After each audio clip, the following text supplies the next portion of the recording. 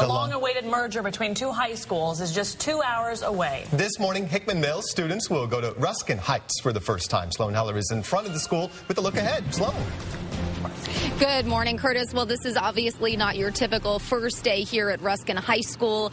Instead of 750 students, you've got 1,300, a little over that. You've got about 5 metal detectors in total. And of course, the biggest change that we're all out here talking about is the fact that Hickman Mills students will now be going to school here at Ruskin High School for the very first time. And I'm joined now by district spokesperson. We're walking toward each other here, John Bacala. Thank you for joining us. Good morning, the biggest thing, obviously, well, there are a couple big things, but first off, doubling the size of your student body here. What are you doing to prepare for that?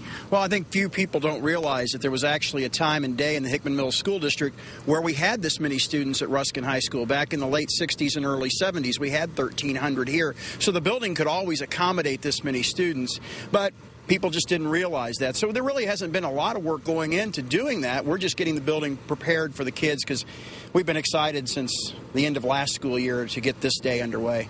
And I understand through your principal, you're actually only adding 7 new staffers, which is very minimal considering. I want to talk about, obviously, the big issue. A lot of parents have been concerned running up to this day about safety issues, the rivalry between these two schools.